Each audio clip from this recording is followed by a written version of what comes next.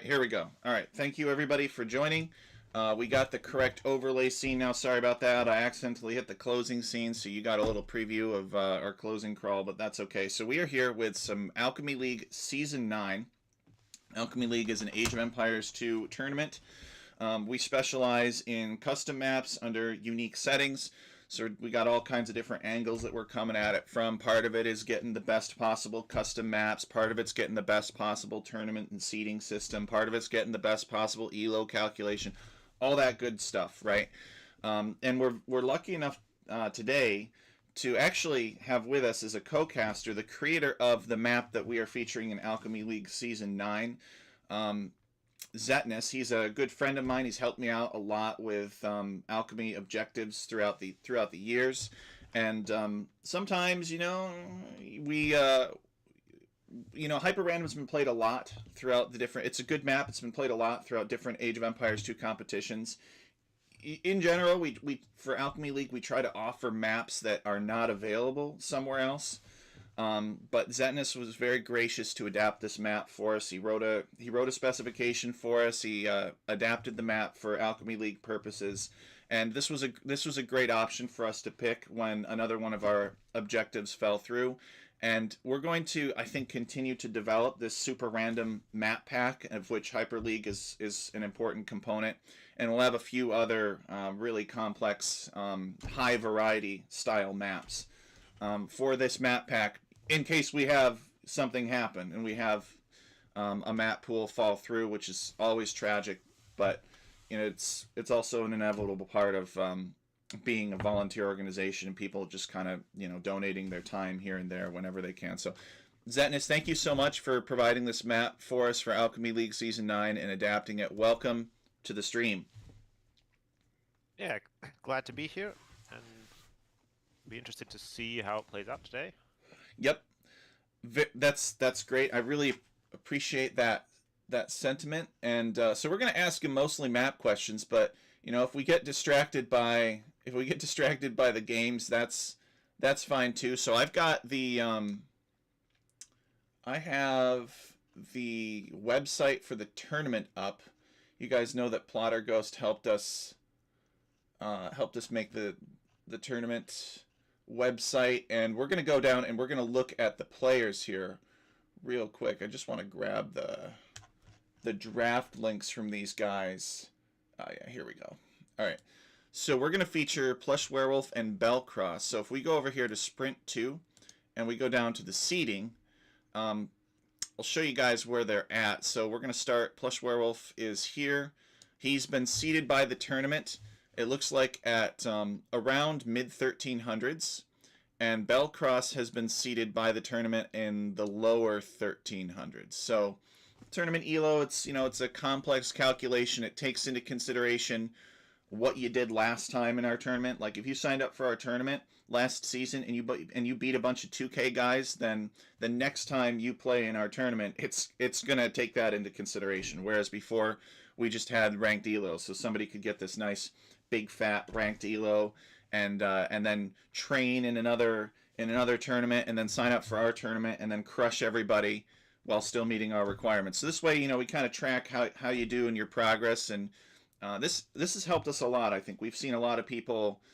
We've seen a lot more variety in our winners because it should not be a requirement that somebody's got to grind the ranked ladder. Ideally, we kind of fully employ these guys. We fully employ Zetnus and all of these guys, right? Ideally, we have all of these players that play our tournament instead of the ranked ladder. That's kind of the ideal situation. I think every tournament host would rather that their community played in their own tournaments than on the ranked ladder. But the ranked ladder is great for practice, and it's great for more casual play.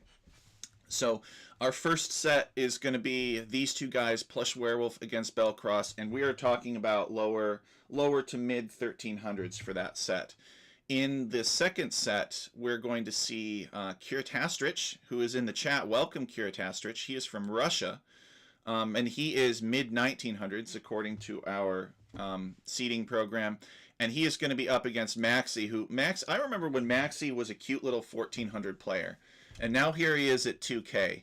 Maxi has made a ton of progress laming people and making people's lives miserable, but at least for Maxi's sake, he's gotten pretty good at it. So Maxi, if you're out there, we love you. Thanks for sticking with us and being a loyal tournament player. We love seeing your games. Hey, Cookie Pirate, welcome. So we're talking about mid 1900s to 2K here. Let me just talk about Maxi is from the Czech Republic. So hence you see the Czech part of his name there. All those Czech guys have a CZ or something in their name a lot of times. It's just what you do if you're from the Bohemian part of the world. All right, Plush Werewolf is from the United States, and Belcross is from France. Okay, so we will do the Civ draft real quick. The way that the Civ draft works before we get into the game is we got 5 random bands banned by the admin at the start. So Dravidians, Khitans, Vietnamese, Chinese, Poles, and then they each globally ban 2 civilizations. So Plush Werewolf banned the Cumans and the Britons, and Belcross banned the Spanish and the Mongols. And then they each picked 3, and in parallel snipe 1 civilization and then pick 2 more. So Belcross sniped the Sicilians from Plush Werewolf, which is pretty smart because Plush loves the Sicilians, because I know him. And I don't know Belcross as well, but I hope to know him pretty well as well. And Belcross lost the Byzantines to Plush Werewolf's snipe. So, which is also a pretty smart snipe in my opinion, because I think Byzantines are the best. All right, so that leaves Plush Werewolf with the Armenians, the Magyars, the Japanese, and the Koreans. And Belcross is left with the Vikings, the Saracens, the Huns, and the Bulgarians. Maybe Zetnus can weigh in a little bit on like popular civs on Mega Random if he's surprised by these civs, if there are civs that he thought they would pick that they didn't pick. What do you think about the civ draft, Zetnus? Well, it makes sense to, it's like something Mongols. If you could get it, of course, you'd want that for extra scouting. Anything that has a scouting bonus is good. Anything with extra food at the beginning is good, just in case you can't find food at the beginning. A nomad bonus. Anything that can also compete on water is always solid.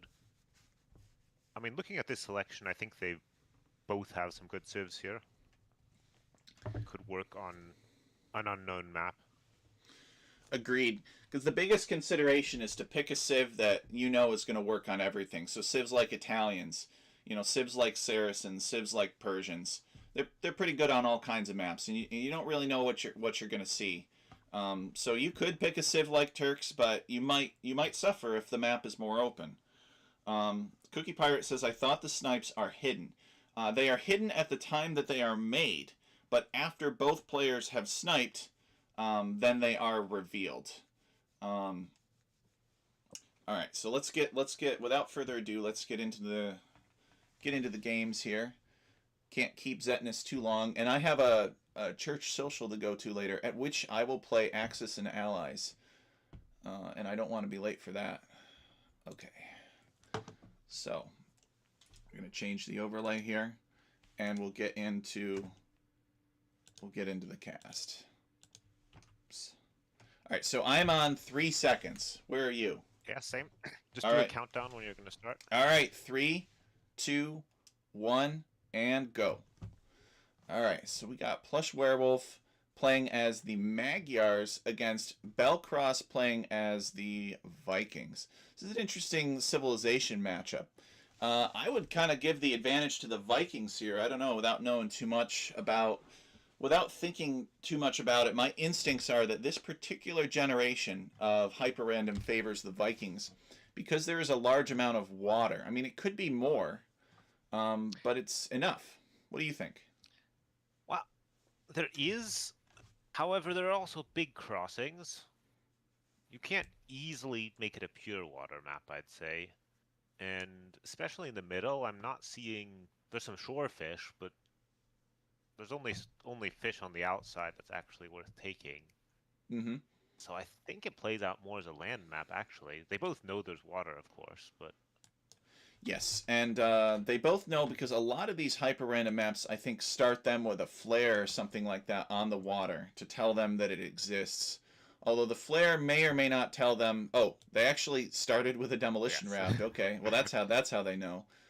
But Um, yeah, they'll have either a ship or patch of revealed water because players often complain that if one person found the water much earlier and the other one didn't, that this was too big of an advantage or disadvantage. hmm And that's a good idea actually. It's something that could be worth doing for Alchemy League maps. I mean, you had made Chandelar Lake for us, and there was a 50% chance that Chandelar Lake could be frozen over, and that made it an entirely different map for us in Alchemy League Season 4. And we actually did have a guy complain. He looked at it in the scenario editor one time, and thought that it was a water map. And then when he went to play it against his opponent, it wasn't. It was frozen over. So we pointed out to him in the spec that there was a 50% chance of that. Now, in that case, we could just look at the terrain and see if it was snow covered to know whether or Yeah, not the yeah, water was there. But with hyper random, it's just so random that yeah, you don't really know what you're gonna get. So I think that is a really good idea. A demolition raft could be very interesting if it's parked on the shallows here. Although both players have the potential to probably blow up each other's demolition raft. Yeah, it does 90 damage and it only has 45 health. So even if they detonate their demolition ship uphill against you, which ships can get hill bonuses and hill penalties, it will still destroy your own demolition raft. So these two guys could mutually annihilate each other. Hey, Crazy Joe, welcome. It's great that you're here. Kiritaster says the new patch will make the water slide battles even more interesting. I'm really looking forward to this patch. What is he talking about with water slide battles? I saw Zetnus that you had done a video on the new patch. Maybe you've got an idea what water slide battles is. I don't know exactly what's meant, but there's a water rework, right, that was featured in a tournament in the fall where they basically reworked the whole water balance, and that Mm-hmm. is now being added in this South America's patch as well. Yeah, I'm really glad that they're paying attention to that because it's probably AoE2's weakest point. AoE2 is a great game. It's got a lot of variety. It's gotten a lot of love over the years to add different civilizations and such, but the one thing that it kind of needs is to get away from the rock paper scissors of water battles. So maybe a few more units I mean, at the dock so could help with that. do you know the details of what they've done there, or They not made really? didn't they make like the Hulk unit and they added everything to a single page and they made it so that fishing ships could garrison in docks. Yeah, correct. So yeah, fishing ships can garrison, and the docks will shoot arrows when they're Hmm. garrisoned. Which is So really nice, less snowbally that way. yeah, it allows you to save your fish if you're a little bit later to feudal than the other player. Um, there's a concern, of course, that being early to feudal then doesn't allow you to punish the other player as much. Hmm. It's all But true.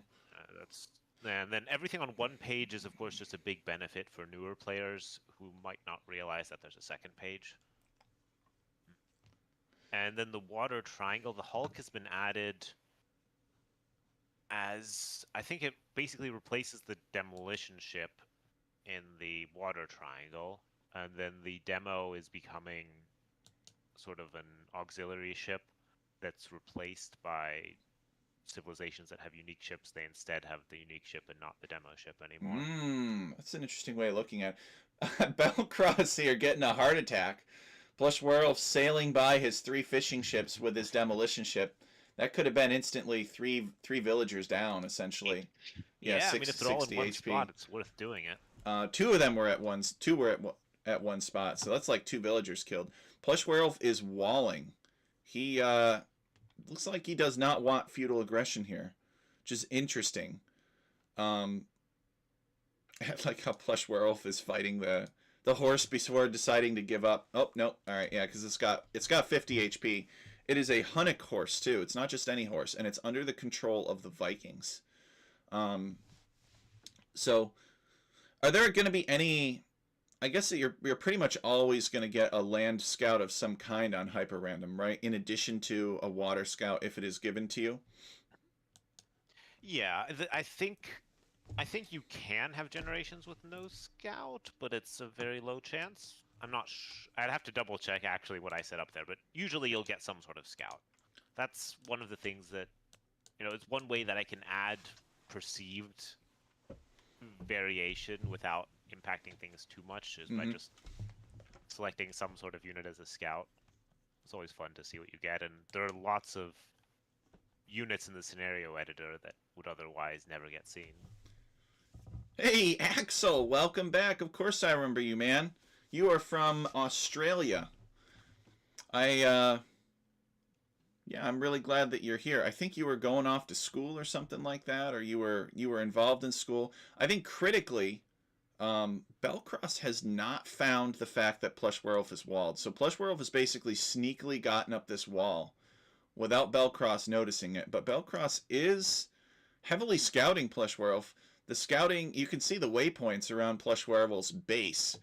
It is as though Belcross is basically interested in feudal aggression, right? He cares where the resources are.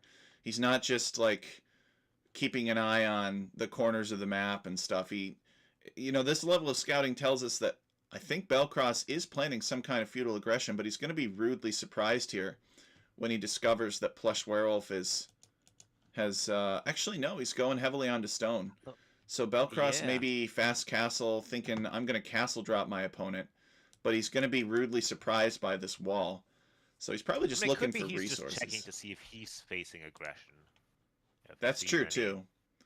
barracks, Has my stable, opponent built a archer range, or barracks, something. or yeah, has my opponent built a stable or an archery range? And it looks like his opponent hasn't. Um, and Belcross is actually playing this very defensively. He's even building a watchtower on his gold. So I think your idea is correct. Like Belcross is, if he's building a watchtower and he hasn't seen anything from his opponent, Yeah. then Belcross is scared. The Plush Werewolf has a reputation of being feared in our league, I guess. Or Belcross is looking at the seating, thinking, "Oh boy, this player's really good. I better tower my resources here." And this is a good tower.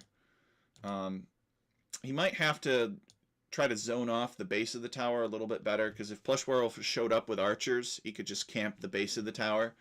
But it's a good tower, I think. It looks like both players, though, are actually focusing on water when it comes to military. Belcross has made 3 galleys. Of course, Vikings have cheaper galleys. They have cheaper docks as well. Plush Werewolf is also going galleys, actually, which is kind of an interesting choice, but he's chosen to patrol here on the hill because Plush Werewolf probably knows... Oh, all right, he's going to move out to see if he can find anything. Maybe he knows that ships get hill bonuses, maybe not. Axel, this is indeed Alchemy League. We are playing Hyperrandom this season of Alchemy League. Zetnus was kind enough to set this up for us, to where the map is adapted for our league, and we're happy to feature it because it does add a lot of variety, and this will give me a little bit of breathing room to set up some other maps for future seasons. So Belcross actually managing to kill all of Plush Werewolf's galleys without taking any losses himself. Plush is in trouble. He's only got 2 galleys, but he does have 2 docks. You can check to see if Plush Werewolf has anything in production. He is making more galleys. More, yeah. So he just has to buy himself some time. Belcross will be here soon. So Plush has recognized that there's a single wall off point. I wonder if Belcross has noticed the same thing. Belcross probably assumes that there's a single wall off point because he does know about this crossing here. He doesn't know that Plush walled it. Technically, he doesn't know what's over here and over here. He's been keeping an eye on Plush with his scout. All right, galley fight. Belcross retreating. Plush pulling back to get the hill advantage. It's kind of nice that there are hills on this particular generation because there could be a little bit more back and forth. See, Belcross is afraid of taking this fight because Plush gets the bonus damage.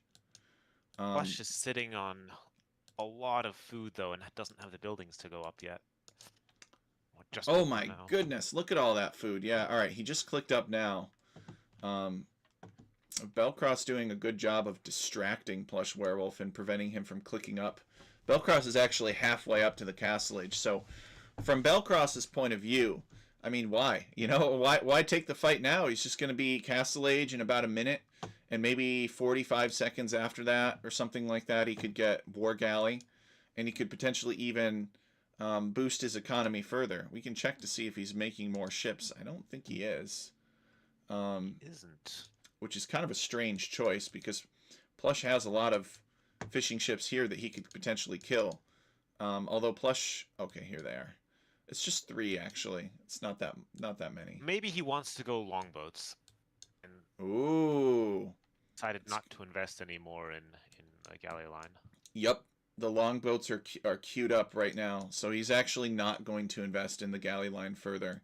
He has 8 fishing ships, so he really does need to protect his water resources, and now Plush is chasing. All right, no, he decides to pull back because these could be upgraded any time now. What elo are we looking at, asks Axel. We are looking at lower to mid 1300s here.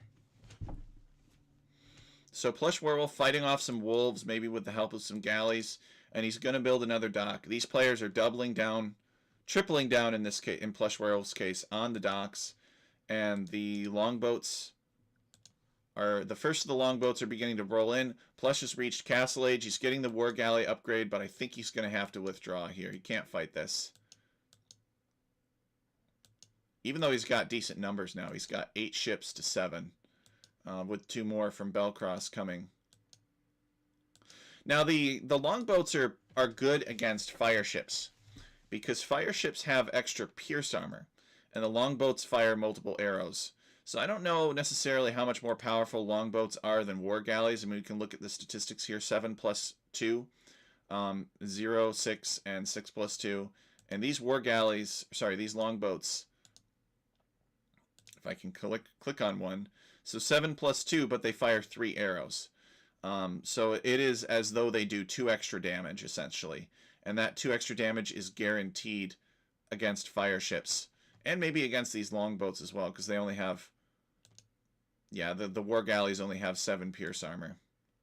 So the real utility of the longboats comes in when you're up against fires. And Plush Werewolf deciding to take the fight here. He's got the hill, but the longboats are too much. And the arrows come raining down on these war galleys, and they have to withdraw. Belcross actually building the castle in the back of the base. I don't know. It seems like Belcross has a pretty good water advantage, but he's been playing very defensively so far. Yeah, both players have, actually. I'm surprised. They both went for full walls, when it would have been fairly easy to do some land aggression as well. But they want to do the water fight here. Now, what I don't know is why castle anyway? You know, like, let's say that Belcross had devoted his villagers to collecting different... At the time when he started building it, he was worried that his navy wasn't strong enough. Mm-hmm. And then maybe he could withdraw past the castle, I think. Right, but we saw him go on to stone even earlier than that. We saw him go on to stone like 5 minutes ago. So does he want to do like berserks or something later on? Is he planning some kind of unique unit play? He's building a university, so he wants to get ballistics, probably ballistics. Maybe, I don't know. I don't know. Belcross has got me guessing here. He's got 3 town centers. You know, Vikings have pretty solid economy. And he's getting ballistics, and he's getting heated shot. So there's no chance of Plush Werewolf getting past this unless Plush Werewolf goes the long way and decides that he wants to come around this other side and attack Belcross over here. And Plush has got 4 docks. Or 3 docks. So Plush really heavily invested in water, and he's got 15 war galleys. Oh, I get it. This is the place. So Belcross is going to send his galleys the other direction because he knows that he has this flank nailed down. These war galleys are cutting across the center, and he's going to get a sneak. He's going to get a sneak on Plush Werewolf's fishing economy. All right. I understand. I see what he's doing here. Well, the fishing economy isn't that big at this point. Yeah, he doesn't know that. For all he knows, True. Plushworth could have 20 fishing ships back here. Um, he's going to be a little disappointed, I think, when he finds he's killing only 5 fishing ships. But it'll still be worth it, I guess, for him. Yeah, and his own fishing ships are protected by the castle. Yep. So Plush Werewolf sticking his nose in here and getting slapped. Decides, oh, that's why Belcross isn't defending this. And then heads back home. Does Plush Werewolf know that Belcross has gone this way? He probably is suspicious that he hasn't seen Belcross's longboats. But yeah, Belcross is here already, and he is sinking fishing ships. So Plush Werewolf is going to lose all of his fishing economy. And at this point, I think if you're Plush Werewolf, you don't bother rebuilding it. You don't bother rebuilding it. You don't bother rebuilding the war galleys. Maybe you come in and you try to get on Belcross's fish from another angle, and you just expend the war galleys, and then you go into something different. Plush has nice water control. I always forget to make more docks, says Kiritastrich. Yes, indeed. I also forget to make docks, and by forget, I mean choose not to. Because water was pretty boring in AoE up to this point, but maybe that's about to change. So Plush has got to be careful here. He's got a fisherman. All right, Belcross. I guess he's going to take the fight with the hill. Plush is going to take the fight because I don't think he cares about water anymore. Belcross attacking Plush Werewolf's blacksmith. Let's do a villager count here. Belcross with 83 villagers and Plush Werewolf with 61. So Plush has invested more heavily in water military, and he's only got 3 town centers. Belcross may be on 4 by now. Yeah, 1, 2, 3, 4. I'm also seeing some berserks coming out now from Belcross here. Right now they're just scouting or checking for sneaks, but we have a forward siege workshop as well. Indeed. So Belcross is probably planning on some mischief pretty soon.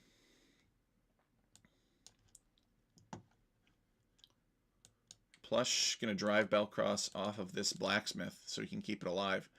But a lot of people might think, you know, that building buildings along the coastline is not a good idea when your opponent is so heavily invested in ships, and the ships can just, you know, attack buildings and do free damage like this.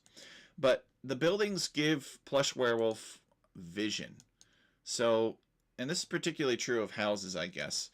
But my recommendation for Plush would be, you know, build throughout the game as long as you can afford it, and you feel like you're not going to lose the houses too quickly. It could be a good strategy to build houses all along here, because you know that Belcross has a dock. You know he's not afraid to use it.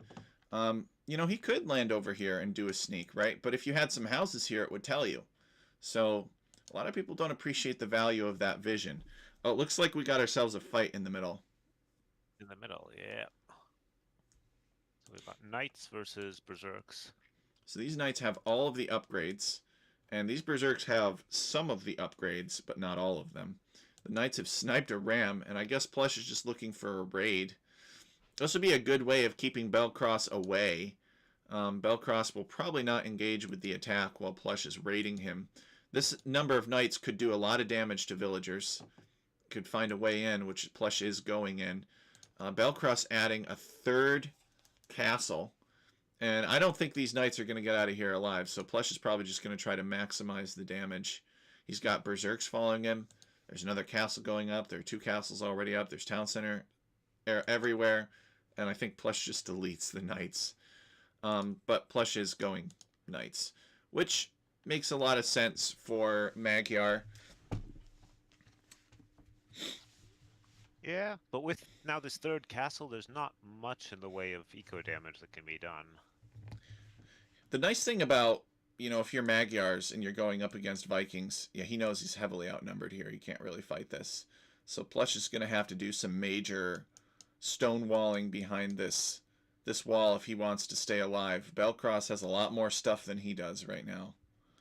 But I was going to say the nice thing is that Vikings don't get more than pikemen, right? I guess they get that chieftain's technology. And he did just research it.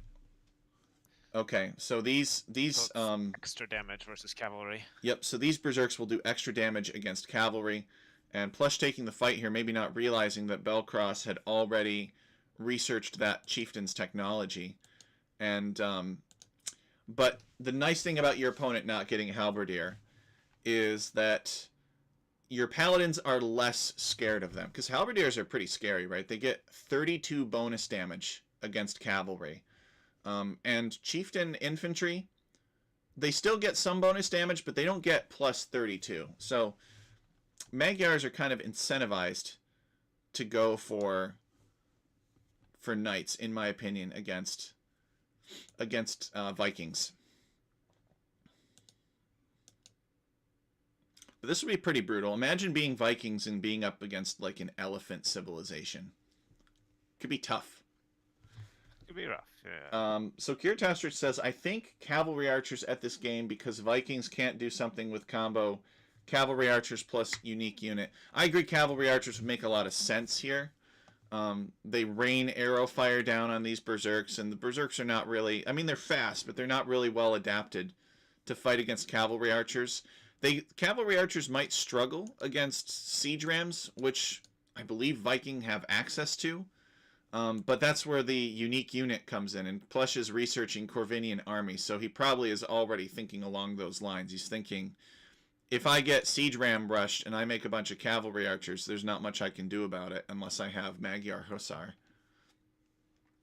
So Plush is nowhere near the Imperial Age, though. Actually, Belcross is not clicked up to the Imperial Age himself. No, he's just making more. It's kind of fun then. We get this big Castle Age brawl.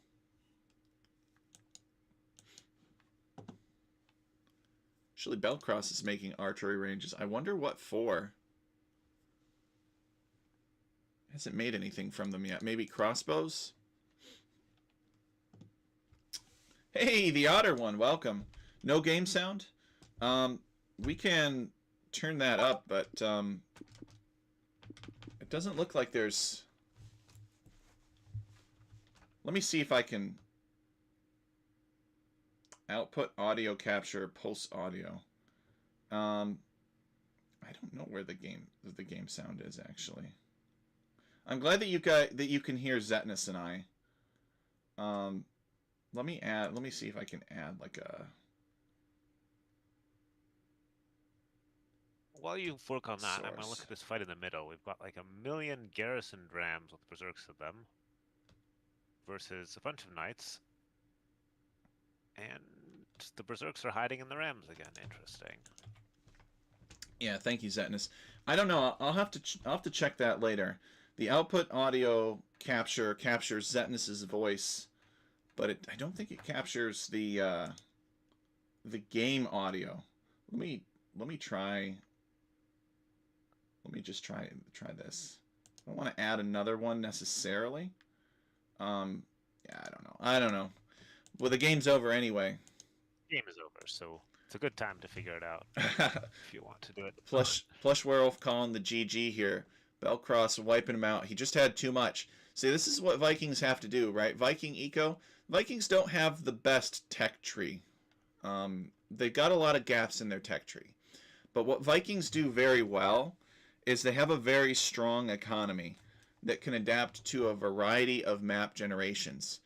And I think what we witnessed is that even though most people would probably prefer the Magyar tech tree to the Viking technology tree, Belcross was able to build on his economic advantages to just have more stuff than his opponent. So even though he had fewer options, he just had enough more than his opponent that he was able to pull out a win here. That's kind of my 1300 layman's interpretation of what we just saw. I think it was a good game, because very often you see, I mean, I don't know, I don't watch a lot of pro games, but I don't see very many pro games where they're picking Vikings or anything. Maybe they pick them all the time, I don't know. But I don't see them very much. And when I do see them, it seems like they kind of get rolled by civilizations that have better tech tree options. But this was a really good example of the Vikings leveraging their eco. I mean, because this game didn't even go imp, right? Plush didn't have the opportunity to build that Magyar Death Ball that he wanted. So I don't know. Thoughts, Zetnus? I think you've correctly read what happened here. This was essentially the Viking economy allowing Belcross to get more villagers, and then he won the fight because he had greater numbers here. Was able to leverage his economy into a win, I'd say. So let me just try and see if I can add some kind of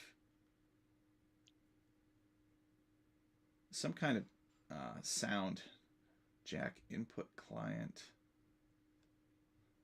audio input capture, audio output capture. Yeah, I don't know. I don't want to add something and then have Zetnus be all echoey.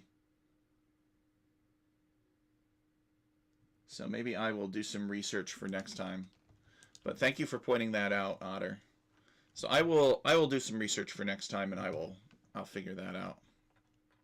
Let's go to the achievements. So Belcross, look at this KD right here, 89 to 56. That's pretty good. Largest army of about 2 to 1 as well, which explains it. Belcross with a much larger economy. Look at this. He basically collected 50% more wood and food, and more than twice the stone, and about the same amount of gold, actually. Just a little bit more for that. And he was faster up to the feudal and castle age, explored more of the map. Plush Werewolf got 1 relic, but he didn't get them all. And Belcross boomed up to 145 villagers. Plush Werewolf's very slow decline here. So we'll return to replays, and we'll jump into the second game in this set, which is Koreans versus Bulgarians. I really appreciate everybody coming today and supporting the stream. You guys were expecting Zardus, but Zardus had something come up, and so last minute, so he wasn't able to make it. But Zetnus very graciously agreed to help out, so it's still a good stream here. All right, Zetnus, I'm on 1 second. I am ready to go whenever you are. Give me a second. I'm loading. Excellent. Yeah, we got a lot of characters here. That's good. Everybody's a unique personality. I like that. We got. All right, we can start whenever you're ready. All right, 3, 2, 1, go. Go. We got Crazy Joe. We got Cure Tastrich. We got Cookie Pirate, and we got Axel. We haven't seen in a while. Ooh, now look at this. This reminds me a lot of Whirlpool Lake. So we check the Fog of War, and Plush Werewolf, you know, he gets that flare showing him that there's water on the map. And, oh, you start with a hunting scout. How about that? So, sorry, a hunting wolf as a scout. And you get a Macedonian command post. 1200 HP. It's got 10 garrison space, and you start with that. And so it doesn't do anything. It's a campaign building where in the Alexander campaign, I think you can train various things there, but in a normal ranked match, it's just providing line of sight. Hey, that's and a bit of flavor. That's all right. Yeah, we like flavor. I also, you know what else I like? I like these mixed forests. Mixed forests are always so great. I don't know how you do the mixed forest on Hyperrandom. Maybe it's sufficiently random that you actually just disable. Do you disable the objects on the forests, or do you mix the forests with terrain mixing? I mix it with terrains. So okay. I have some sort of primary forest and then like 2 other forest types that are mixed into it. Although I think in this case it's a baobab forest, so I fill in the rest with reeds. Oh, okay. Well, there are some acacias here. Right? There are some acacias here, so yeah, and dragon trees, it seems. Yep. So I guess in this case, just from a scripting standpoint, what it is the baobab is probably the primary forest, and then the 2 mixing forests are the dragon and the acacia, and then the gaps are being filled with the reeds. Yeah, you know, it's pretty robust and simple way to do it. whenever I do like a multi-biome map anymore, I don't even bother with forest mixing using terrains. I just choose the forest that has the base terrain that I want, and then I Mm. disable the trees on it, and then I place them as objects later. I Well, can that do all lets you kind. place whatever trees you want, which is very cool. Yep. The one reason why I avoid that type of thing is because in the scenario editor, there's still the bug where if you do these types of things, then any future maps you generate, you basically need to reboot the scenario editor, otherwise the forest will be messed up. Yep. That is true. So I don't know why Belcross came out here. He came out here and he fought an alligator, or not an alligator, a crocodile. Had an injured villager and then decided to come back. So maybe it was a misclick. Certainly Belcross will know all about this water, right? And so they probably will both dock. Plush Werewolf's coming out here to dock now. We got the Koreans versus the Bulgarians. I am very excited, I have to say, to watch these two civs duke it out on this map, and here's why. They're pretty close together. It would be pretty easy for Plush Werewolf to wander over here and tower Belcross's berries. In fact, he could even build the tower at the base of this stone here so that he's got kind of some free protection.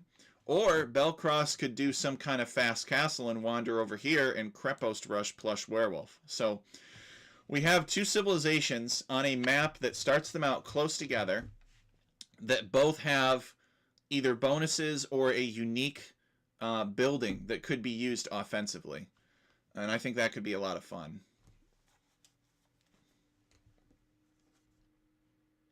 Crazy Joe says, Yeah. watched you make many maps, lol. Inception to the real thing. Yes, Crazy Joe. I would say, oh, look at this. Look at this. Fairy Tale Belcross getting a villager kill with his Hunting Wolf. Hunting Wolf is powerful. Yeah, he's got 8 attack. And does Plush Werewolf have Loom? He does have Loom. So now Plush Werewolf's like, I need to kill this Hunting Wolf. So this Fog of War here, he's kind of looking for Belcross's Hunting Wolf. There it is. But yeah, you're not paying attention. You can lose a villager to this Hunting Wolf. That is one of the features of Hyperrandom, right? Is there's a chance that you could start with a scout that has a lot of attack, and we have seen players punish other players for not picking up on that so quickly. Yeah, I mean, if you see that your own scout is dangerous enough to kill a villager, then it's a good idea to get Loom, and it's a good idea to see what damage you can do with your scout, or to use yours to protect. But definitely you can't just go no Loom if you have an 8 attack Hunting Wolf running around. Yep, and I love how Plush Werewolf is doing the Jesus approach, right? He's just turning the other cheek. He's like, yeah, you know, oh, and the Hunting Wolf regenerates too. That's even more dangerous. So Plush Werewolf was just like, yeah, whatever. I'm just gonna take this villager loss and I'm gonna turn the other cheek, and I'm just gonna watch these Komodo dragons with my Hunting Wolf because I'm a nice guy. Plush Werewolf, if you're watching this, don't be a nice guy. Belcross is out to get you. Look at him. He's being a jerk over here.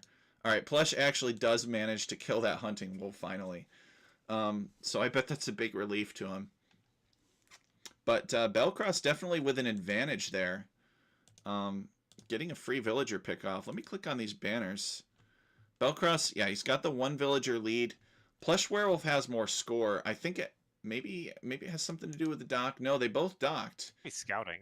Yeah, that's the next option. Plush Werewolf, he's got, well, he doesn't have a ton of scouting actually. I think Belcross probably has more scout. Well, not really.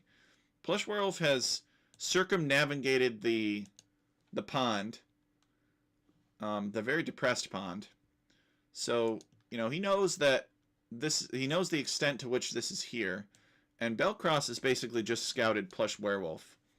So maybe Belcross will assume, oh, here we go. Plush Werewolf not turning the other cheek now. Belcross with a greedy wall here. And Plush Werewolf getting some revenge. Killing Belcross's villager and basically rendering all this wood that Belcross spent here wasted. And he's now vulnerable to a tower. Which Plush has some villagers on stone. He's got 3 villagers on stone, and he's sending some villagers forward. And he sees that Belcross has sent villagers to finish this wall. Belcross fighting plush werewolves. Yeah, I think it's over, Belcross. You have to give up this area of the map now. Plush has sent villagers, which I think Belcross did not plan for. And Plush has sent his wolf to fight this. So Belcross is in serious jeopardy. Luckily for Plush, the wolf takes a lot of damage. Maybe the wolf has armor class 100 or something like that, so he takes bonus damage from everything, like Ornaloo. And that's why the villagers... Yeah, because the villagers only have 3 attack, right? And he has 100 HP. So the villagers should take forever to kill this hunting wolf, and yet they're very damaging against it. And indeed, Plush is tower rushing Belcross's berries. And I think we're going to see Man-at-Arms plus towers here, which I love. I'd love to see them. Everybody talks about how OP they are, but I hardly ever see them in Alchemy League. Plush werewolf. We might even see Men-at-Arms in defense because Bulgarians get the upgrade for free. That's true. So Belcross here kind of building a panic tower. I don't really know that this tower does much for him. But he does kill plush werewolf. Yeah. It would be better off on his minerals or on his woodline or something. Because this tower really would only give him the ability to fight off this tower and maybe build farms here, but he doesn't really need farming space. He needs to protect his other resources. He's got some space back here for farming. We know that Belcross is a very cautious player, right? He played very defensively against Plush Werewolf last game, and he was able to sort of do the Viking free boom without taking any damage because of that. And now Plush has decided he's gonna go with a more aggressive approach against this opponent. He knows what happens when he lets this guy free boom. Bulgarian free boom, maybe not quite as scary, but still, I mean, why take the chance, right? Let's try something different.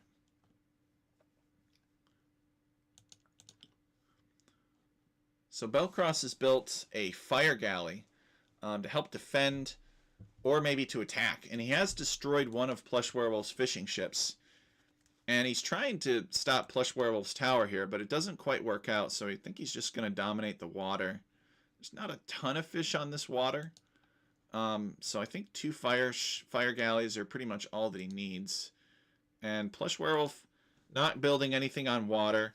Makes sense. All of Plush's resources are invested in this Man-at-Arms plus tower rush. And he's going to destroy the Macedonian command post, looks like. And critically, Plush has not really realized, I think, that this is open here.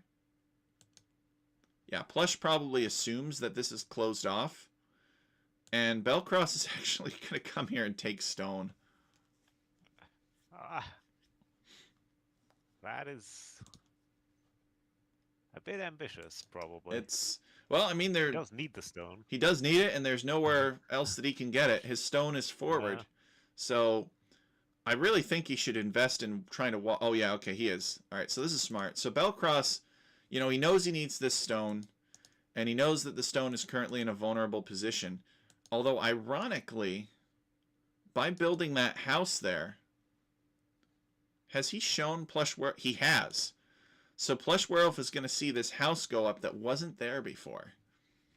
So this might attract Plush Werewolf to this location. But Plush is also very busy campaigning against Belcross's woodline here. And you are correct in predicting, Zetnus, that we're going to see some defensive Man-at-Arms. And Plush Werewolf here on the villagers. Villagers, tough time fighting Man-at-Arms. They can fight militia. Because militia basically, statistically, are the same thing as loomed villagers. They just auto-attack. But Man-at-Arms are much more powerful. And we are going to see Belcross fight Plush Werewolf here. Maybe at great cost, though. A lot of idle time, and I think we do see some dead villagers. At least 2 dead villagers. And Belcross somehow still has a 2-villager lead over Plush Werewolf. Actually, it's 1 now. Otter destroy the fishing ships. Kirtastrich says Belcross loves towers, plays like MBL, always makes tower.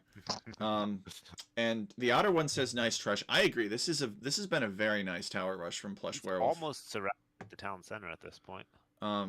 Yeah, Belcross is coming back here to farm. That's how bad it is. He has nowhere to build farms except maybe to take from these 2 farms here and here, and then he's pretty much got to delete the rest. Plush Werewolf is garrisoned in this watchtower. Maybe Plush Werewolf could use an archery range at this point. He's got the wood for it. Build some archers and keep these towers garrisoned. He should also consider what was going on over here. Where's Belcross going, actually? He's got two crocodiles to reckon with. Oh, this is a dead stone miner. Yeah, the crocodile gets a charge attack, and the stone miner perishes to wild animals. But Belcross, all he's got to do is just wall this off here. But he's gated this at least, so I don't know, maybe like a fallback gate is a good source of stone. Of course, everybody should know that the resources on Hyperrandom are random, so these stone mines have 597. Otter says, gotta go play my own set now. See you later on Hiders or here. Good luck, Otter. Wait a second. Do you know something that I don't know, Otter, about Hider doing a cast? I haven't seen Hider cast anything from Alchemy League Season 9, Round 2 yet. I've been the only one to cast Round 2. I don't know. Maybe he's planning on casting later, and that's what Hider knows about. All right. We got an archery range from Plush Werewolf as the Koreans. Makes a lot of sense. I don't know. What are your thoughts, Zetnus? What do you think's going to happen next? At this point, I think we need Castle Age, right? Get these towers upgraded. Mm-hmm. Yeah. Or get some siege to clear out towers. Agreed. I think Belcross has pretty much done everything that he can with the map that he controls. It'd be cool to see Belcross wall this off here and kind of shore up his base a little bit better.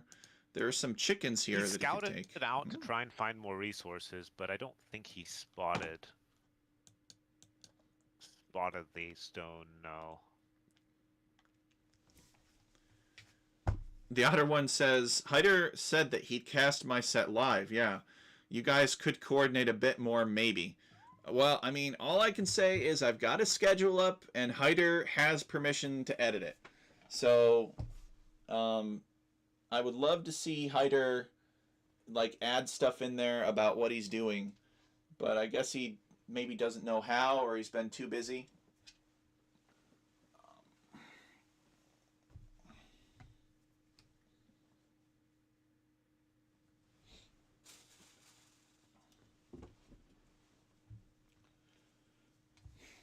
So Plush is on his way up to the Castle Age.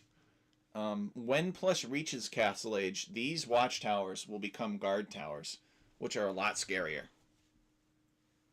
Or read, or read Otter's Discord for exclusive info. Apparently, thanks Otter. We'll see you later. I'll try to catch Hiders later. Although I do have a social that I have to go to after this cast at some point.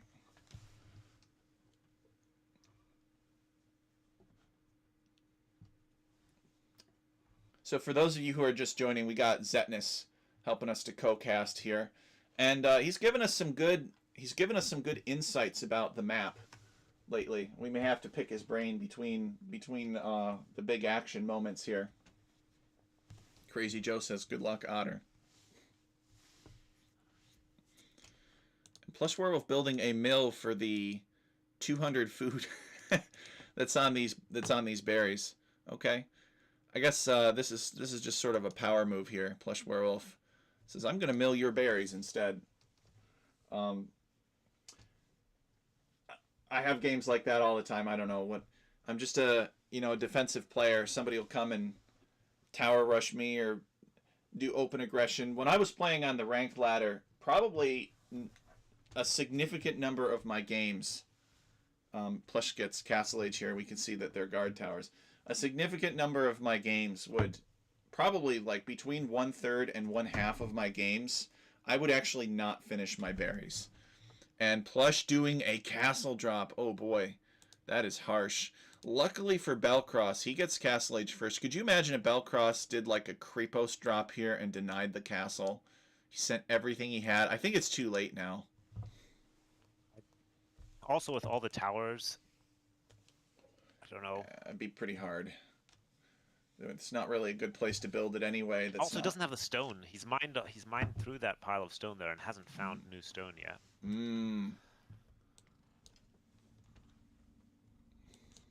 But there are some long swordsman going forward now.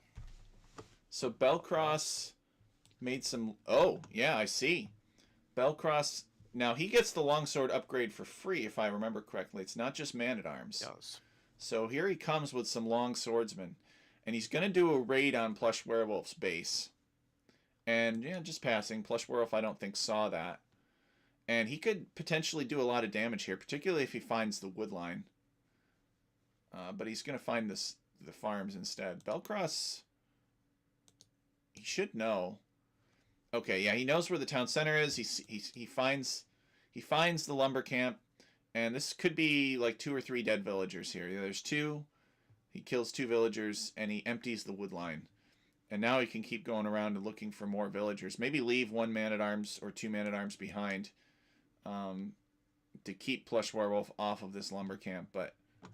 And Plush Werewolf stone small walling. And luckily for Plush Werewolf, these baobab forests have been filled in by Zetnus, the map maker, with reeds and acacia trees and dragon trees in this African biome particular generation.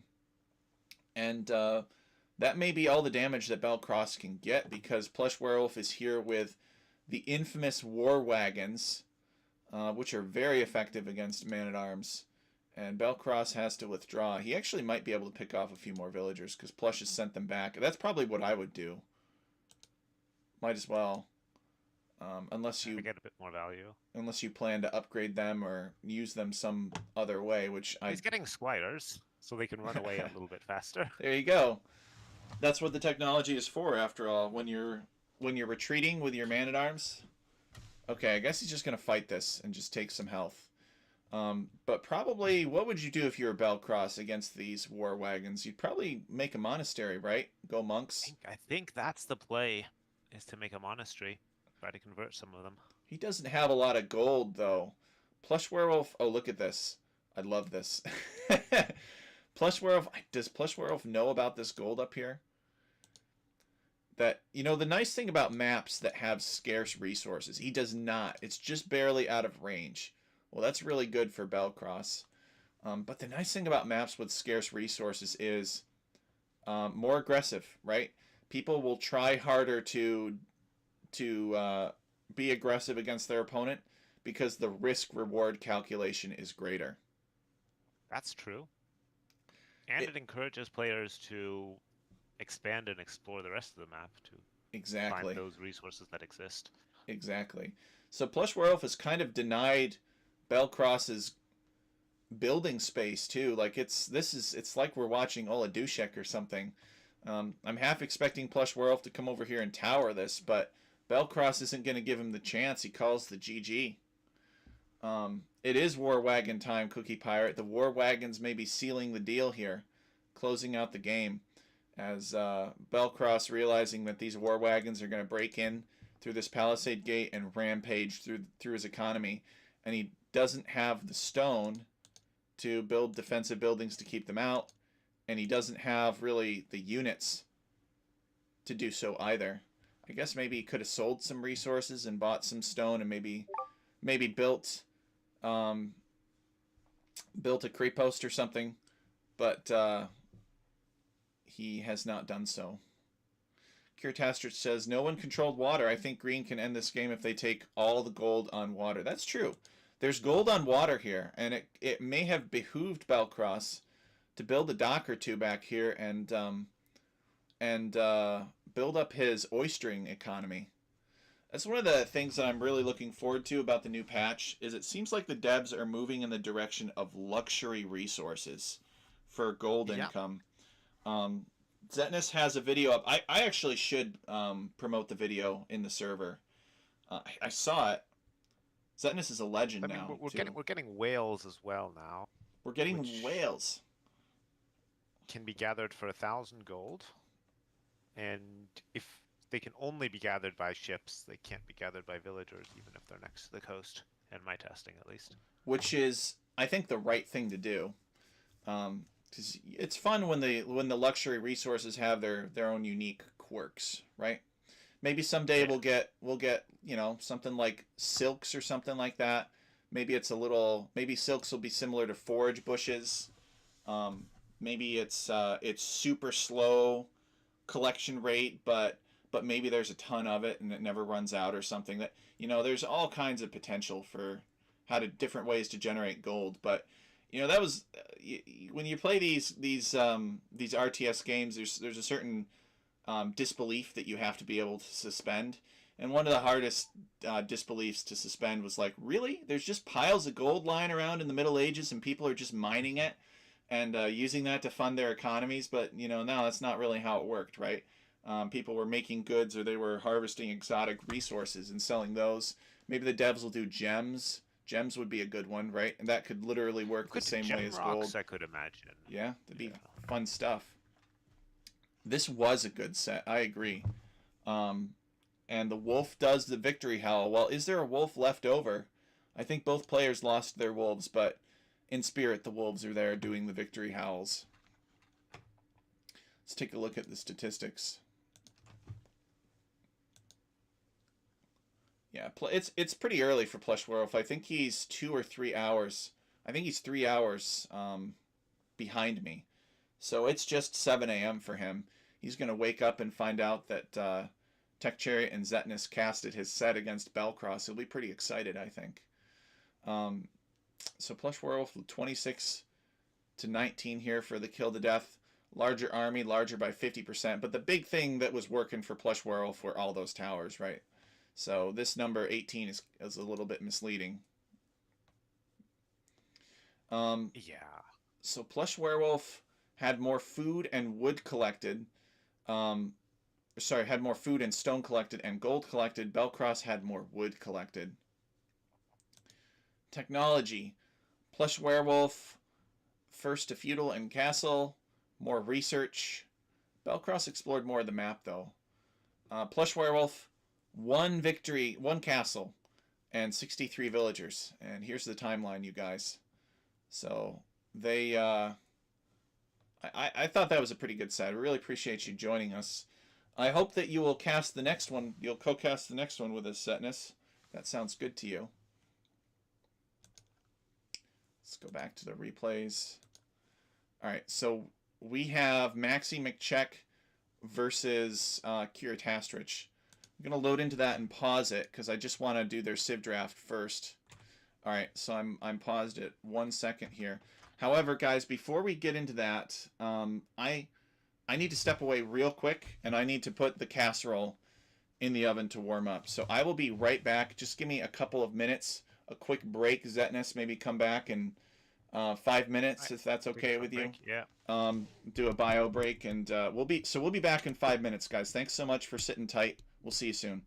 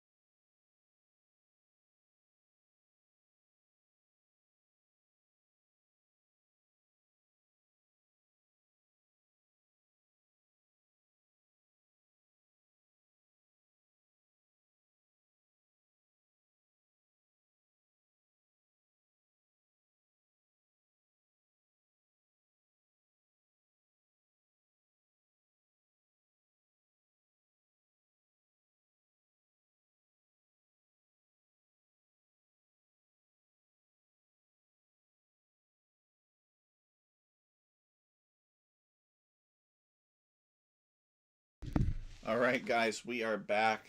Thank you, or I am back anyway. Hopefully you're back too. Yep, All I'm right, back as well. excellent.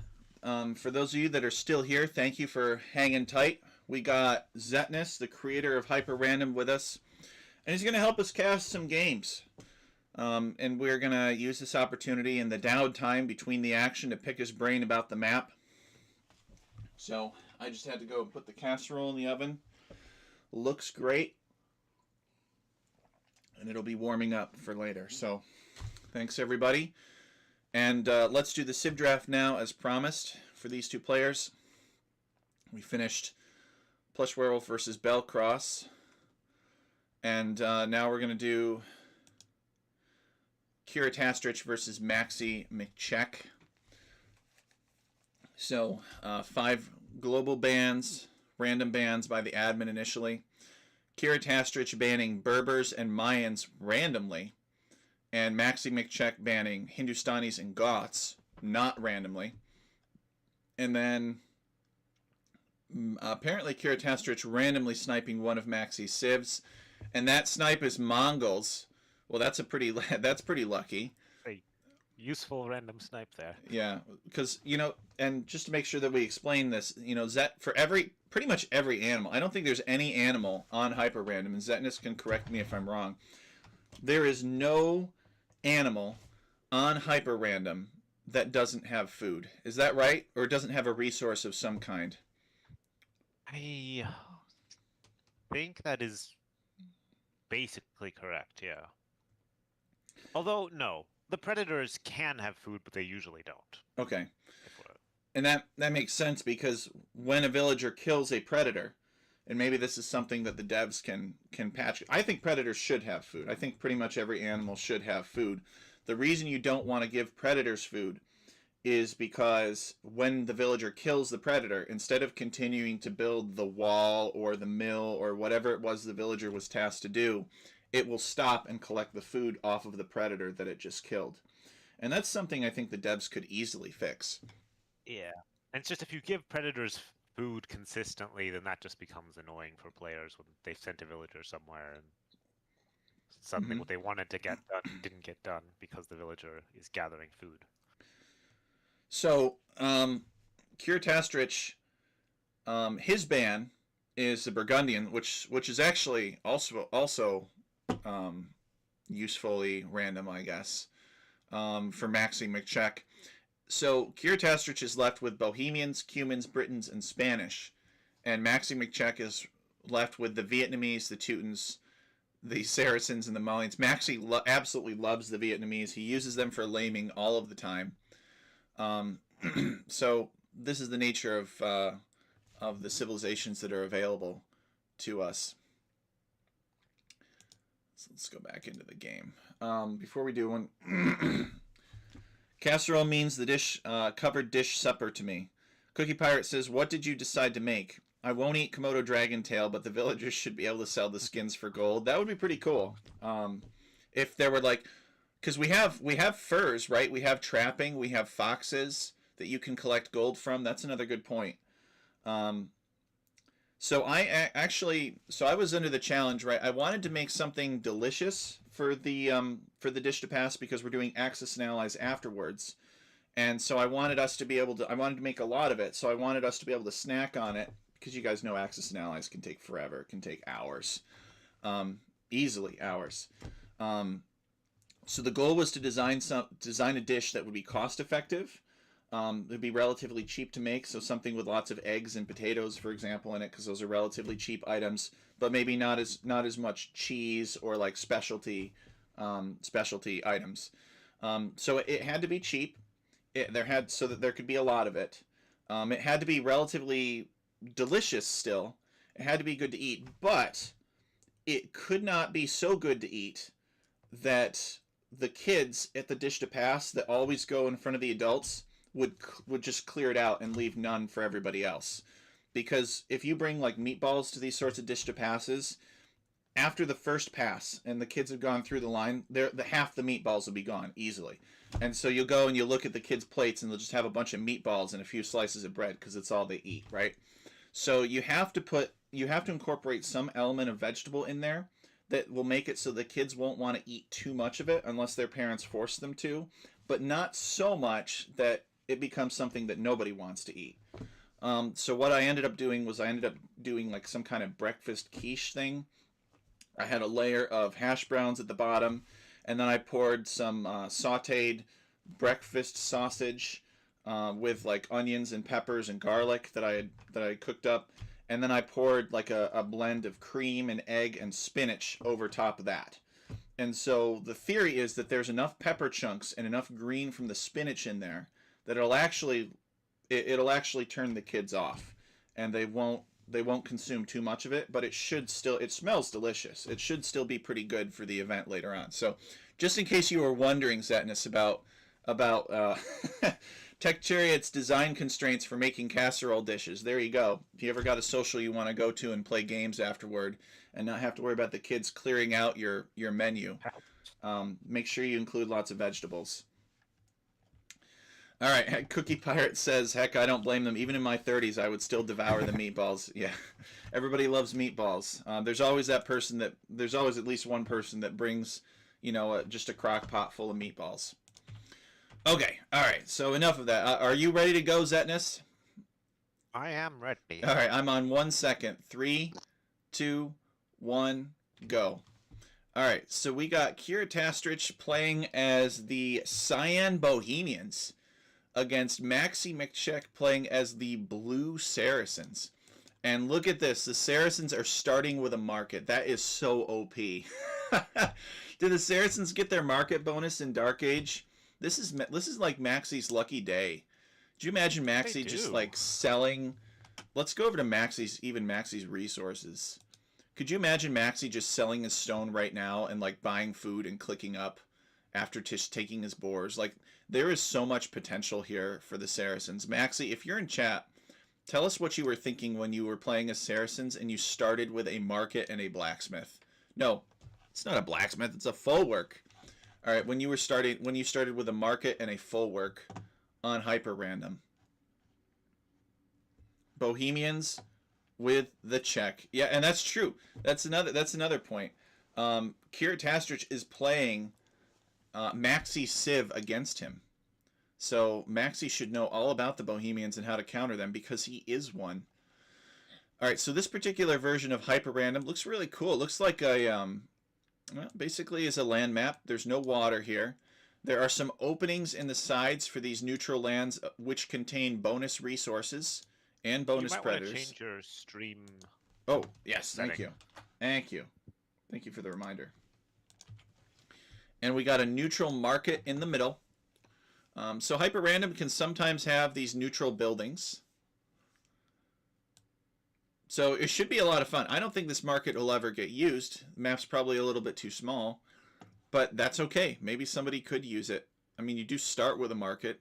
I mean, that's why they start with a market, so that there's at least some incentive to use this neutral market. Mm-hmm.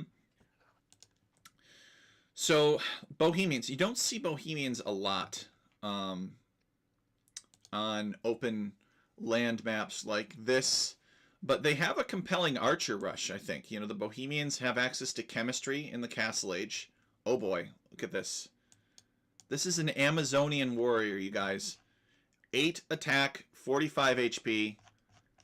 Maxi's going to love this. Where's Maxi's scout? Maxi should already be over here trying to lame Kira Tastrich. Kira Tastrich has not gotten loom yet. Oh boy. Alright, he's playing with fire. Kira Tastrich, have you ever played Maxi before? Ever played against him before this set in the league? Did Maxi get loom? No, Maxi didn't get loom either.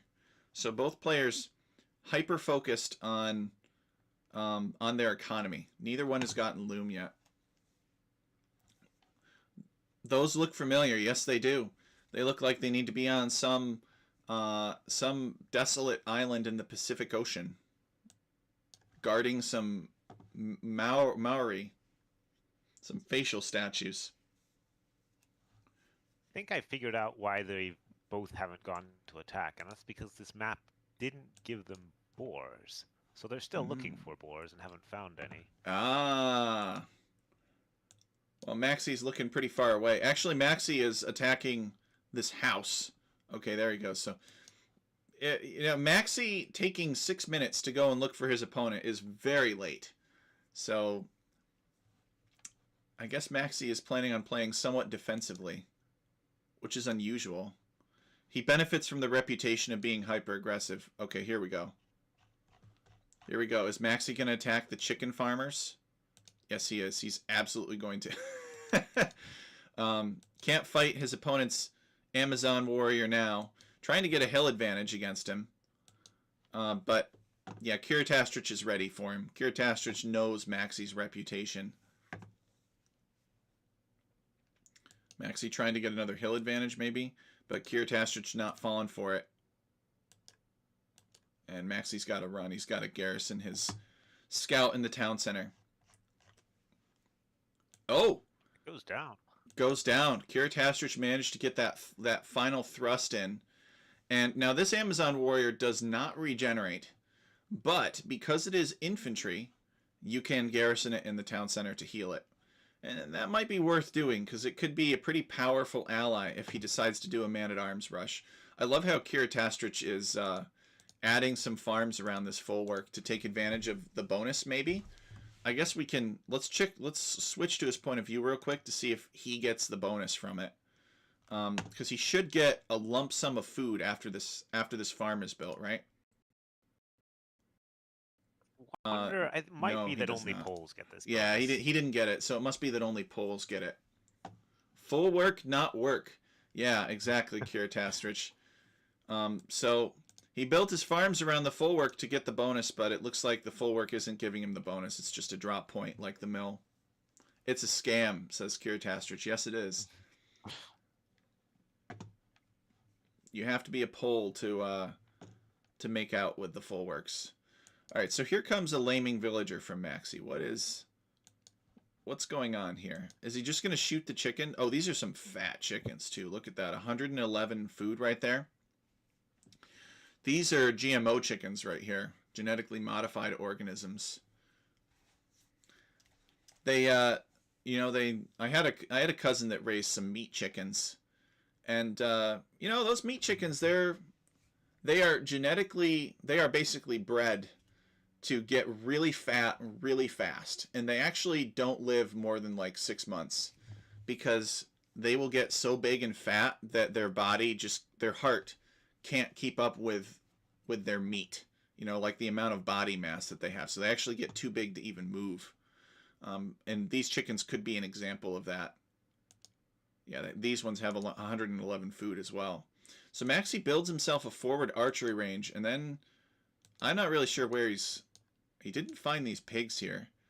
I don't know that these pigs were player-assigned pigs. They're pretty far away. I guess he's just going to build a house. So Maxi doing the Saracen archers thing. And Kiritastrich, I think, is just going to do fast castle. Yeah, he's almost got the food for Castle Age. He just needs a little bit more. He's going to have these villagers drop off the food.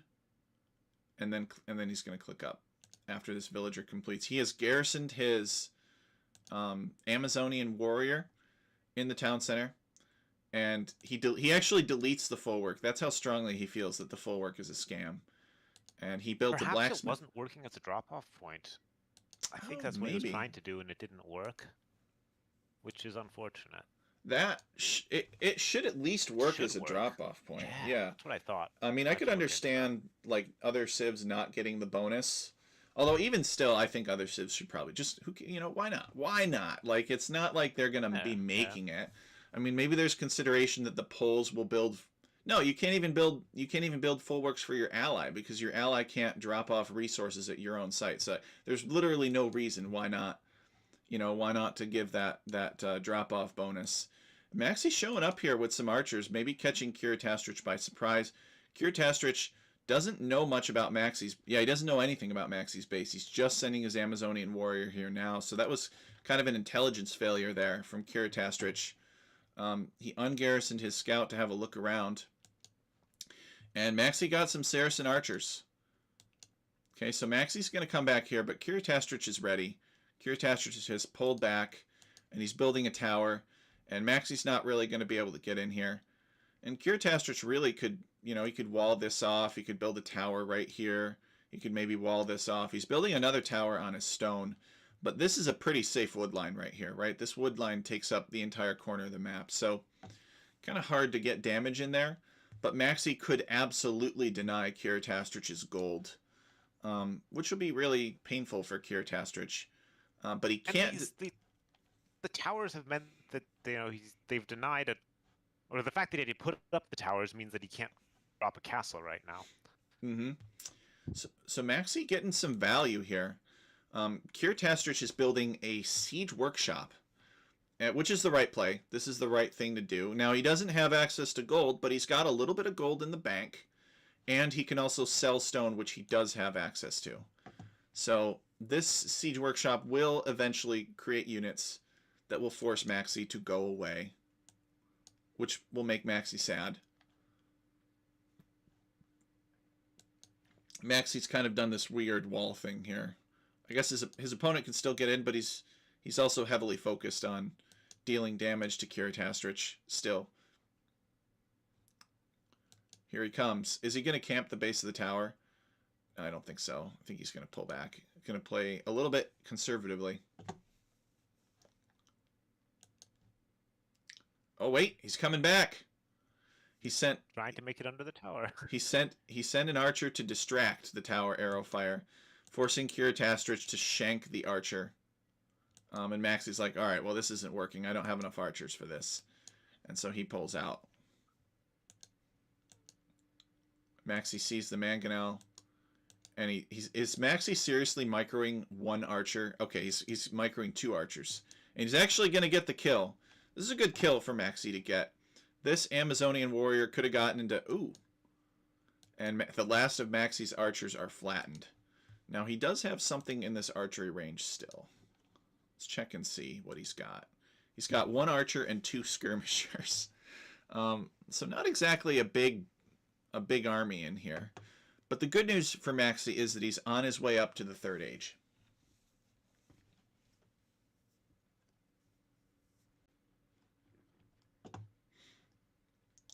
I would like to see somebody build some stone walls, you know, and just kind of, because they got all the resources, right? They've got stone, they've got gold, they've got food, aplenty, they've got wood.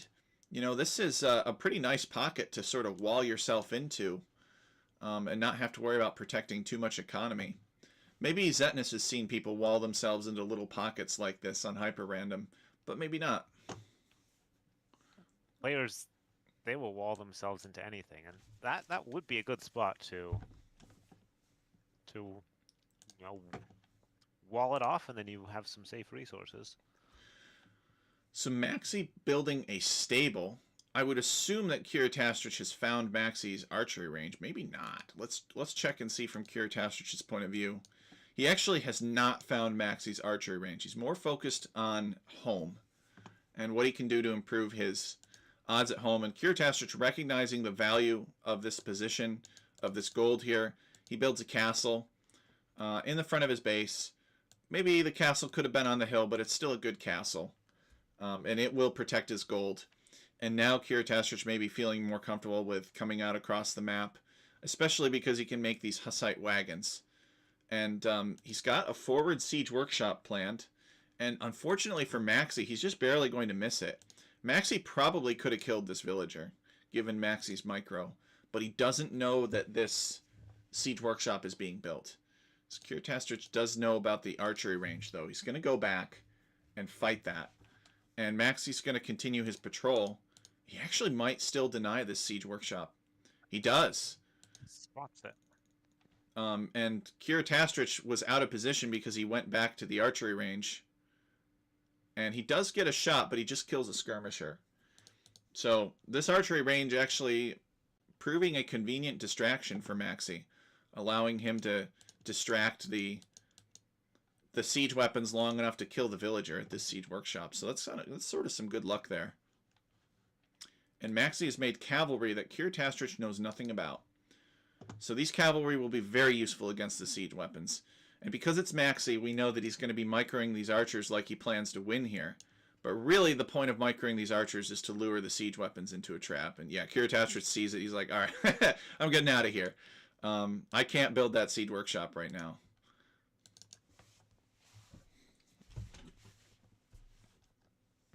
So I guess he's just going to focus on taking this archery range down, perhaps.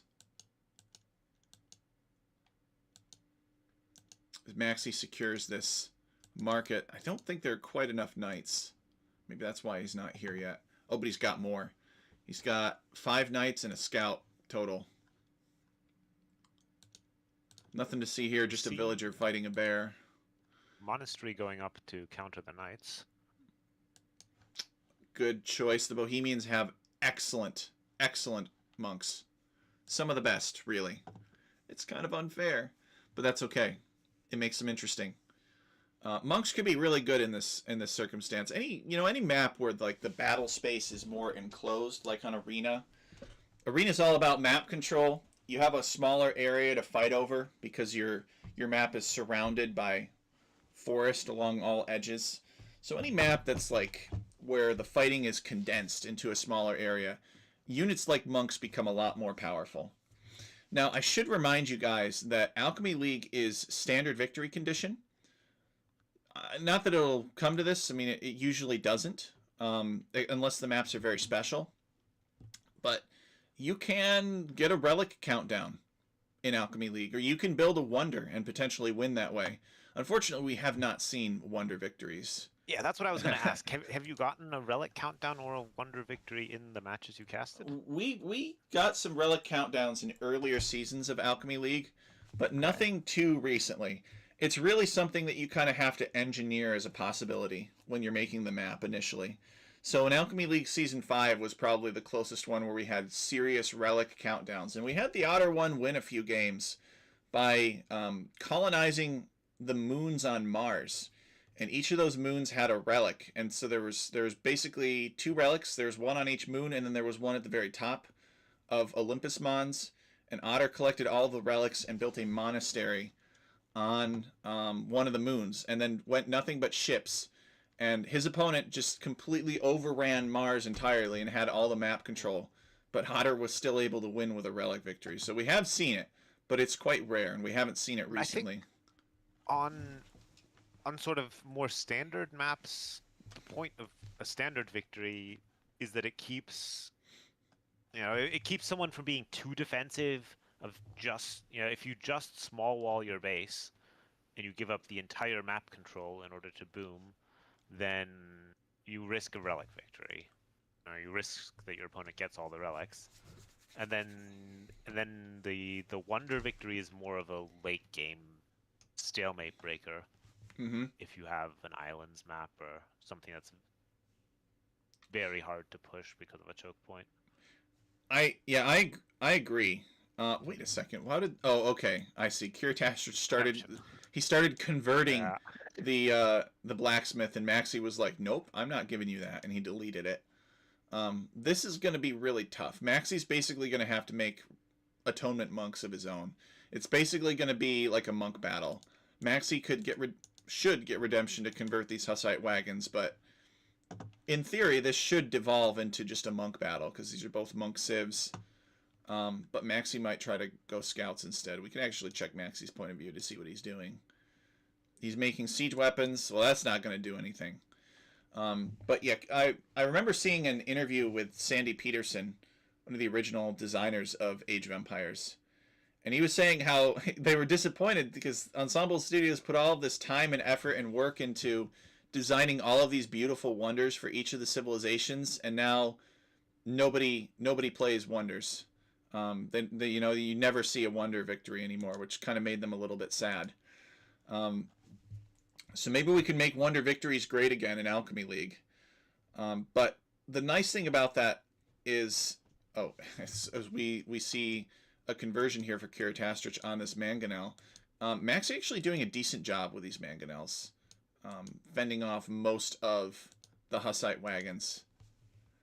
But yeah, we don't really see wonder victories in Alchemy League because our maps tend to be too open. But if you do have a situation that's kind of stalematy, and we have seen some stalematy maps before, where you you actually, it's like a godsend having the option to build a wonder, because the way that the map is set up or something, your opponent is just kind of like built fortifications everywhere, and it would take Uh, hours to grind through it. A I wonder think it's could be a important great thing. that it's an option but not a strategy where you can't say, I'm going to wall up and win by doing a wonder victory, and that's your whole game plan. You don't want that to be viable. Mm-hmm. But it should be an option for games that are going on for a long time with no end in sight. Cookie Pirate says, I personally don't like wonder victories. I do like monuments for a resource trickle. Yeah, the monuments for the resource trickle are very, tricky and trickly. They're both trickly and tricky, because somebody can basically get that monument in the Dark Age and go fast castle very easily off of it, given the resource trickle that it provides. But there might be some options in the game future on for like buildings that could potentially give you a better exchange rate than a market. For instance, it'd be really cool if the devs like added a trading post building, maybe that you can use like the market, you can trade like the market, but maybe it gives you better rates, and so that's the reason why players could fight over it. More of a reason to fight over neutral locations is always a fun thing, and that's one of the things that the monument does attract. But I think what's fundamentally, I don't want to say wrong, but maybe the miss was the cost of, and who could predict this, right? The cost of the wonder. How much should a wonder cost? Because it's powerful in the sense that you can basically make a building that creates a countdown timer that will cause your opponent to lose the game, and that's a big deal.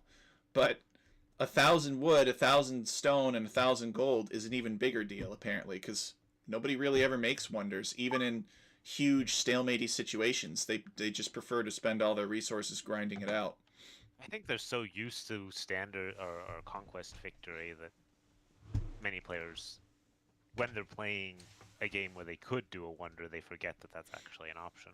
Mm-hmm. We've seen players collect all the relics before and been like, wait, where's my relic countdown?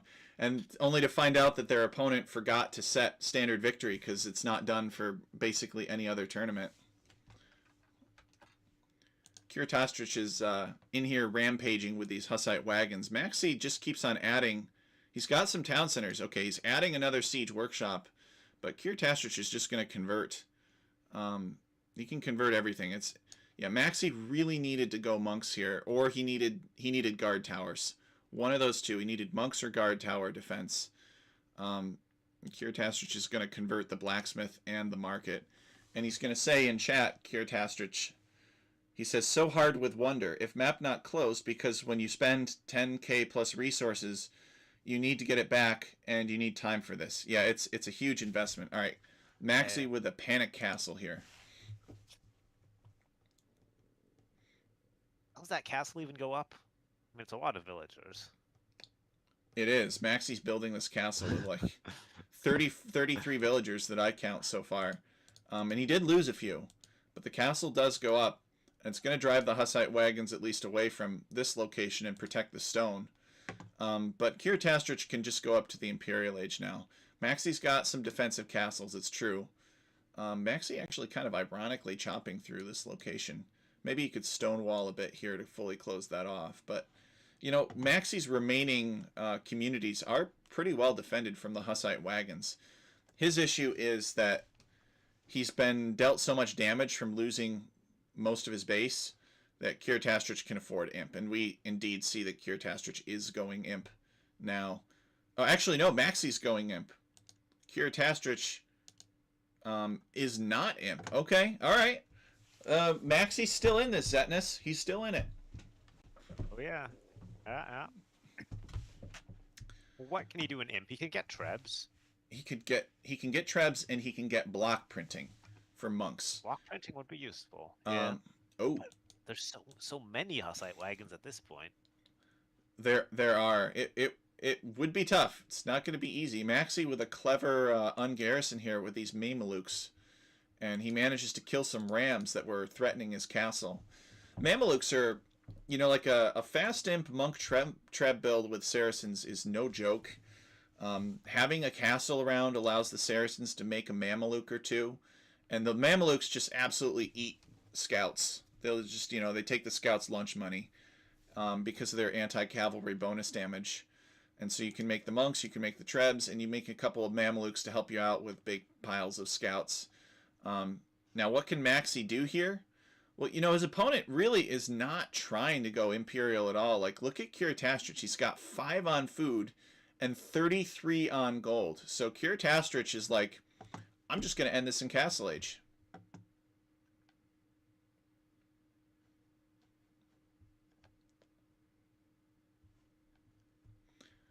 Cookie Pirate says he thought that I said that the monks were getting lockpicking. Well, you could look at it that way. I mean, a monk, a holy man, could pick the lock that isolates you from God. So it's not completely wrong, right? I mean, the monks are fundamentally holy men that remove obstacles of a divine nature, if you believe in that sort of thing. So it's a valid interpretation. And Kiritastrich ram charging this castle. He's got a lot of rams. And Maxi keeps on hopping in and out of the castle with Mamelukes.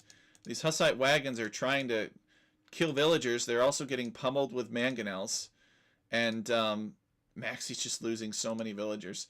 I would gain a lot of respect for Kiritastrich. I already love Kiritastrich. He's a good guy. But if Kiritastrich could win this without Imperial Age, I would be highly impressed. So Kiritastrich lost a lot there. I don't know if it was worth it. Maybe it was. I mean, Maxi saw a lot of damage. A lot of mangonel hits, though. See, Maxi has 56 villagers to Kiritastrich's 78. I don't think Kiritastrich plans to go imp at all. 1 on food? You know what Kiritastrich should do? He should, like, come around here with monks, or, like, over here with some monks and convert these mangonels. That's what I would do, if I thought of it.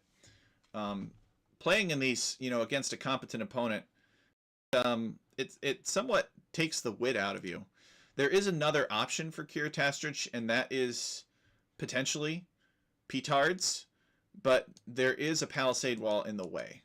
So Kiritastrich would have to focus this palisade with his castle and destroy the palisades, and then he could launch like 15 petards or something. Maybe he loses a few to some mangonels. That is a potential win condition. One win condition could just be the gold running out.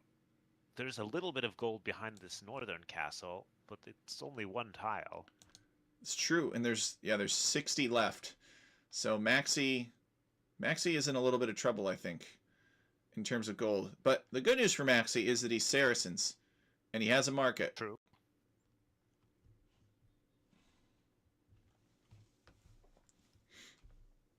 So Maxi could just continue to sell resources for a while with his Saracen market, get good deals, hold out for a long time.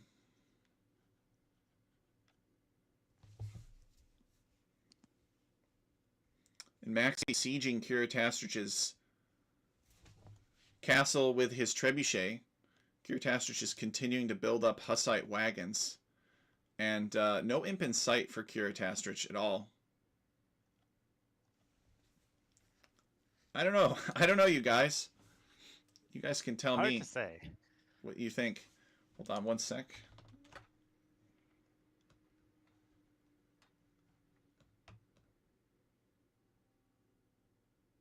It's hard to push castles if you're up against Imperial Age.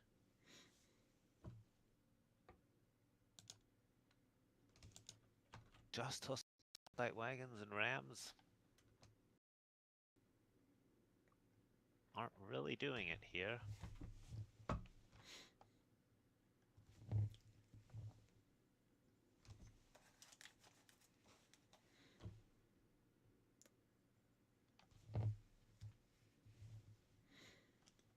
Yeah, these trebuchets are operating from the safety of defending castles.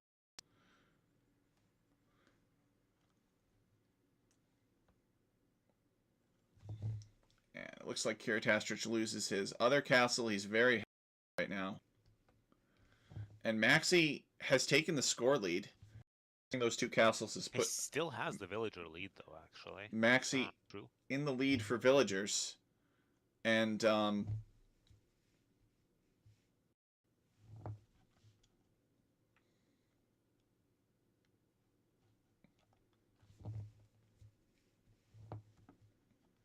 boy.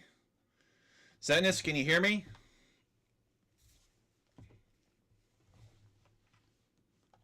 I can hear you, yes. All right, Can you excellent. hear me? Yes, I can hear you